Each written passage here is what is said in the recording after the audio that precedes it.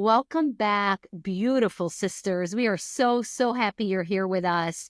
I'm here with Carla. We recorded episode 1, and episode 1 was really centered around her story with expectations and how expectations kind of became these lies and these disappointments, and how her shift out, it has been a surrender and walk and really learning how to surrender. So Carla, welcome back. I'm so excited to really dive into the practical applications of what does this mean?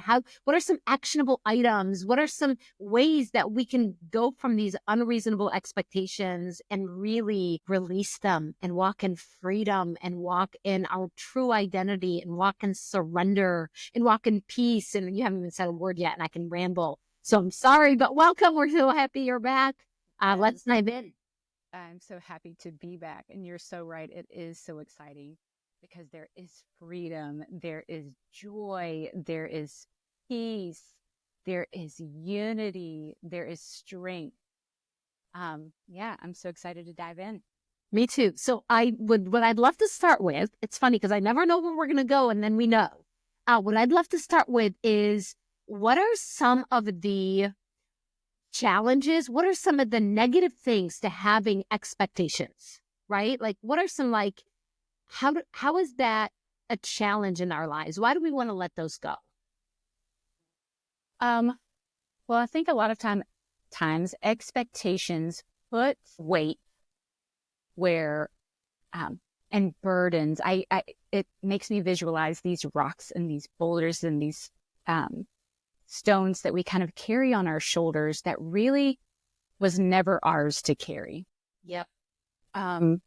So expectations can come from childhood expectations. Expectations can come from interactions that you've had in relationships. It can come from movies. I mean, I don't know how many movies I've gotten expectations of what romance looks like, or what a healthy marriage looks like. And while we live in the reality of our world, and our world, even our society, has expectations of us as well, culturally, where we were born, who we were raised by, all of those things. While we do live in that reality, the worldly reality, we also live in this spiritual reality of our identity, who we are, who we're meant to be, comes from God our Father, our Creator, who loves us and made us with intention and purpose.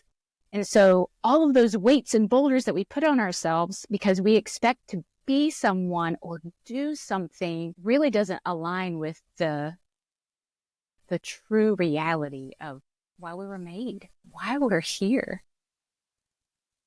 It's interesting. As you were sharing, there was a bunch of things that came up for me. The first thing was, unhealthy expectations create burdens. And that's what we tend to do. And those unhealthy expectations are the ones that come from movies, outside world, what people have spoken over us, things we've even watched others do, going, oh, this, and that we carry that nobody ever put on us. Sometimes I put on expectations on myself that nobody put on me. And then I'm walking around trying to keep up with this expectation that's truly just like, where did that come from? You know? But I also want to look at, like, there are expectations that are also healthy, right? Like, there are, I do have expectations of my children to be respectful, to be kind, to be, whatever. I can list off a bunch. I do have expectations of myself to be loving, so there are healthy expectations also. And I think the difference is maybe us going, is this an unhealthy expectation? Is this an unreasonable expectation? Or is this an actually healthy expectation? Does anything come up for you there? Because I have more, but I could talk all day. So I have to pause. Yes, I'd love to share really quickly a filter that I would use in that unhealthy versus healthy expectation is it in alignment with the character of Christ? Yeah. So sometimes there are what we view as good expectations. Yep. But it is it is not a godly expectation. It is not a Christ-like expectation. And even those good expectations, even if they don't align, they're good for somebody else. They may be good for you, Nadine, but for me, that's not a good expectation for me. That's also a good point. Because it is not in alignment with who God has called me and created me to be. Yeah, that's a really good point. And what I'm hearing you say is healthy versus unhealthy is, where does it come from? Maybe we go to that filter of like, where does this expectation come from? Is this from something that is unhealthy, that is unreasonable? Is it from the world? Is it from toxicity? Is it from comparison? Is it from social media? Is it from, where does it come from? Or is it from the Word of God?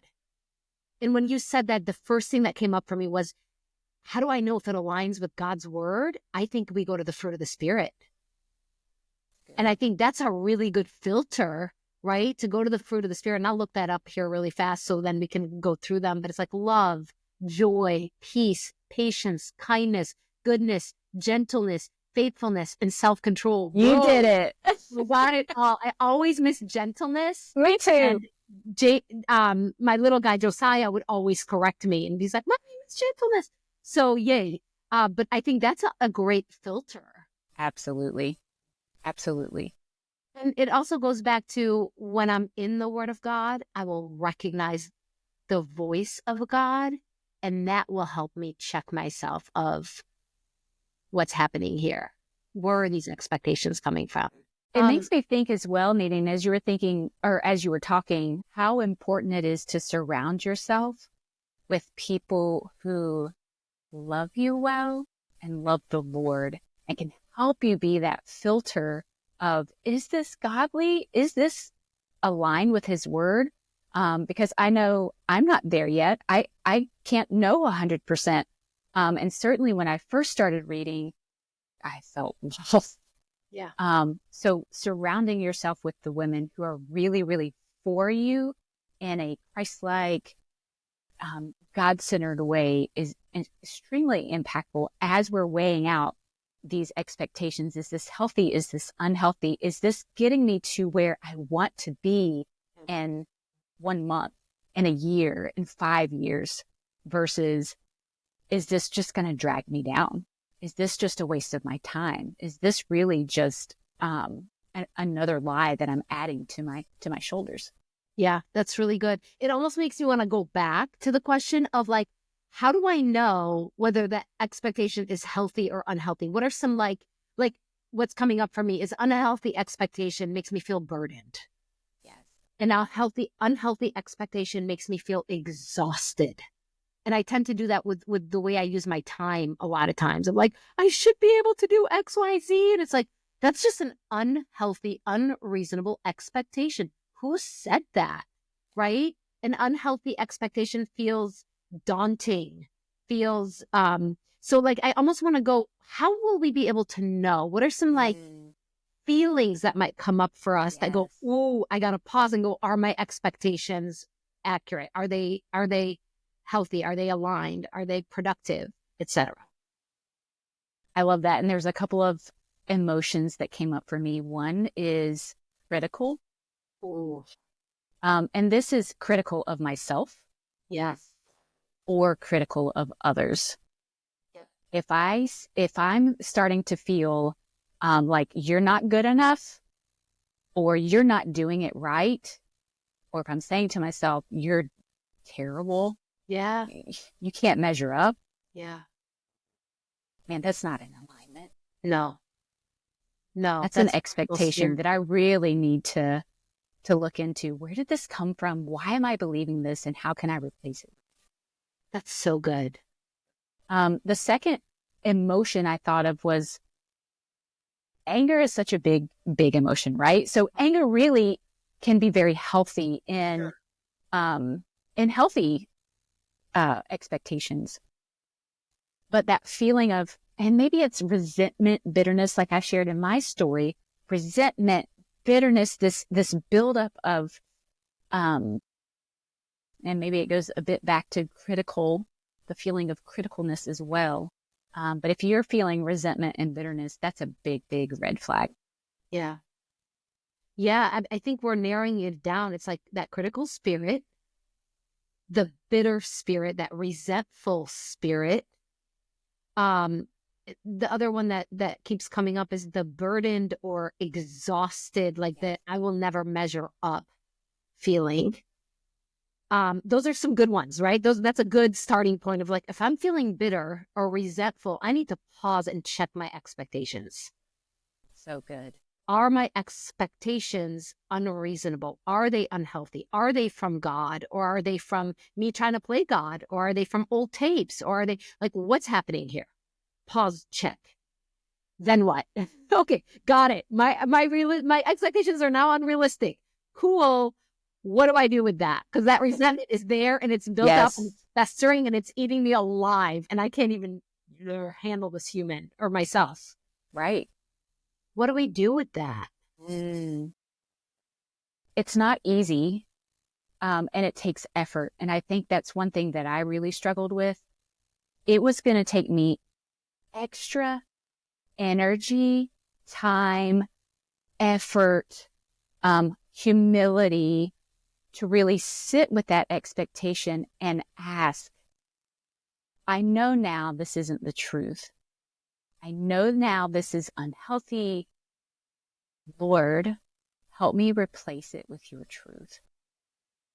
What is it that you want me to know about this? So, for instance, with my motherhood, this unreasonable expectation of dinner on the table. Lord, am I a bad mom because I don't put dinner on the table at 6 p.m. every day? Am I a bad mom because we eat meals in front of the TV more often than not? Does that make me a bad mom? And the answer I heard was no, child. No. And he shifted me. So he shifted my thoughts away from the ways that I felt like I wasn't measuring up as a mom. He gave me eyes to see me like he sees me. And he showed me the ways that I sat with my children. And we talked about emotions. We talked about hard things, that I was a safe space for my kids to come when they felt big emotions. I'm a good mom. Imperfect, but I'm a good mom. And so taking that time, coming to a place of humility to say, Lord, I know this isn't true. Show me what the truth is. And that's another reason why we need to be surrounded by women and a community of people who can pour into us the truth of the word and the truth of who we are. Because sometimes that communication with the Lord can become really clouded. And we have and the lies are so loud. Blind spots. The outside world's very, very loud. It can just tune them out. Yeah. And so if we have people speaking into us that says, Carla, just because you don't have dinner on the table at 6 p.m. doesn't make you a bad mom. And in fact, I remember, I think it was you, Nadine, said, what's the broken system here? And that's when I found like this, I could search online and I could flick a meal and it would send it to the grocery store and the grocery store would deliver it to me. And I will tell you now, I am making home cooked meals in 30 minutes and we're sitting at the table more often than not now. Awesome. And so once I was able to say, I'm not a bad mom, I have a broken system in this one. In this case, there's just a broken system. Yeah. And there's a solution here. Beautiful. And even if I couldn't figure out the meals, I'm still not a bad mom because the meal thing isn't what defines me as a mother. So that's awesome. So what I'm hearing, I'm kind of, I'm like a step by step, like, what are my steps? I want a guide, right? I want like a step-by-step process of how do I take these unreasonable expectations that are tripping me up, that are burdening me, that are turning me into a critical spirited woman, a bitter woman. Ugh, I don't want to be a bitter woman. That is not a fruit of the spirit. So how do I do that? And it's kind of like we pause and we go, wait a minute, this sounds like an unrealistic expectation. Awareness, got it. Then it's, what do I do with it? And what I heard there is a summary of redirect. And I heard a couple things under the redirect. The first part I heard was go to God and say, God, how do you see me? What is the unreasonable expectation? Another thing I heard was go to healthy community and process with them. And maybe they can help me identify the unrealistic expectation that might be tripping me up. Another thing that I heard was this truth and lies, or lies and truth, maybe is how I say it. And I do that often when I feel real stuck. That's like my quick go-to. I'll get out a clean sheet of paper and I'm like, what are the lies I'm believing right now? And I just write them out all out. And then I just pause and pray and go, God, show me the truth. And a lot of times there it is. It's fixed right there. Sometimes I'm like, I got to call somebody. I got to process this with somebody because this is not, I'm still stuck here. But I think it's that redirection. So we pause, we redirect. And then what I heard you say was we replace. Yes. And I think that's important. I actually just read today in Matthew about how evil spirits were like cast out, but then they came back multiplied. So I think there needs to be a replacement. There needs to be a refilling of something that is healthy. So it's like, okay, what's the unreasonable expectation? What's the truth? Let me redirect. And then what do I replace it with that is healthy? And your example was beautiful, was let me find an app let me create a system for this. Right? Yes. And I think that even speaks to like what we're learning about the brain. And maybe I'm just learning, maybe it's been around for a long time, but these neural pathways that we just get so deeply ingrained. So when we see something, we have this unreasonable expectation. That's what our brain jumps to every time. Right. And what we're doing is we're being intentional and we are creating a new pathway. So when that unreasonable expectation comes up, we're aware of it. We can pause and we can say, I've done the work. I've spent the time here to know what I can replace it with. And instead of saying I'm a bad mom, I can say I'm a great mom because, or this was just a broken system. It had nothing to do with my intrinsic value as a mom. And we can start creating those new neural pathways because we're replacing it. So no longer will it get stuck in the ditch of lies and burdens. We're teaching ourselves to look to the truth and cling to the truth. Yep. Yep. The other thing, and as we start to wrap up here, I'd love to almost fire off some like practical application ideas of when I am in critical spirit, when I am in resentment or bitterness, when I am burdened by my unreasonable expectations. What are some quick go-tos, right? Like I can think of a couple off the top of my head. One of them is gratitude. So when I'm feeling resentful towards my husband, my children who didn't do X, Y, Z to my expectations, I can literally pause and go, Nadine, I want you to come up with 10 things you're grateful for this human for. Truly grateful. And it shifts me and it's like, oh, I didn't even notice he took the garbage out. Oh, I didn't even notice he refilled up the water. So I made sure I could get a cup of coffee in the morning and it was already filled up, right? I didn't even notice these things because we take so much for granted. So gratitude is one for me that is a quick shifter. Another one that really shifts me quickly and goes, okay, I don't have to be in resentment or burden or whatever, is worship. I don't know why or how that works for so many things for me when I'm stuck, but goodness gracious, worship music. And just even sometimes if I can't listen to music because I'm in a meeting or something, I can pause it in my head, think of characteristics and names of God. And that immediately shifts me because it's replacing, right? It's replacing the crazy with God, with goodness. So I'm curious if anything else pops up for you that you're like, ooh, this works for me, or yeah, I can relate to that, or any other practical applications to help women really replace. Yes. There's a couple that come up for me. One is God help. I don't know how many times I say that. I don't know, going to discipline my child and I'm feeling angry, and I just say, Lord, help me, God, help me.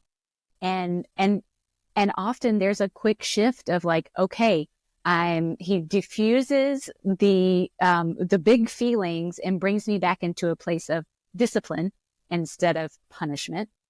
And then another one for me, which I've already shared, and it's not quite as quick, but sometimes I literally have to step out of the space that I'm in, go to my bedroom or, a quiet place and get my notebook out and say, Lord, help me process this. And I start writing down all the things that I'm feeling, the anger, the bitterness, the why me, all the yucky stuff. I get it all out. Yeah. And then once that's out, God's able to fill that space back up with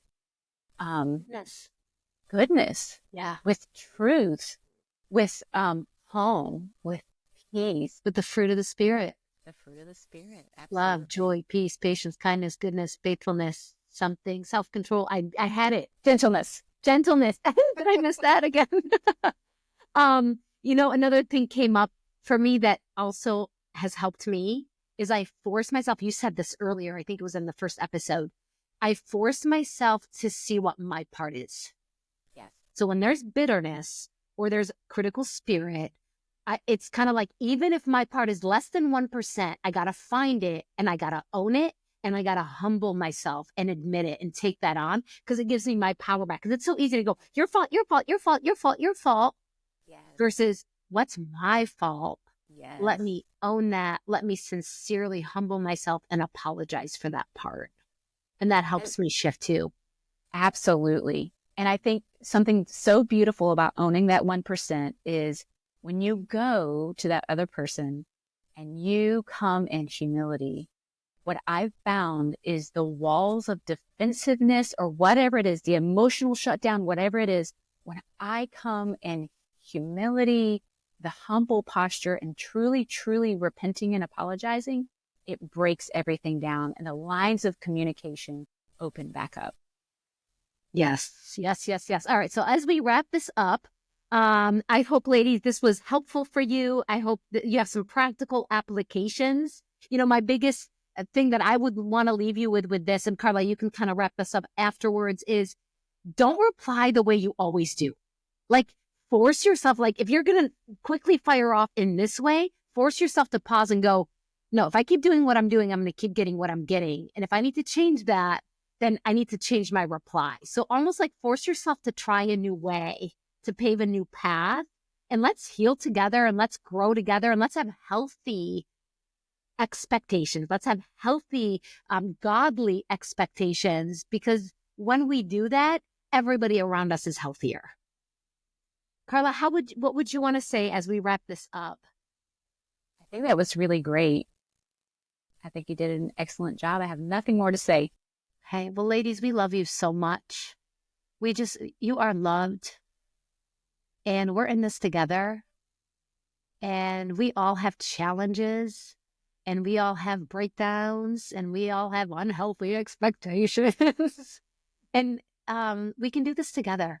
You are not alone, and we invite you into community, whether that's our community or whatever community is around you. Just plug into healthy community, because that's how we can become who we are created to be. We love you so, so, so much. Thank you again, Carla.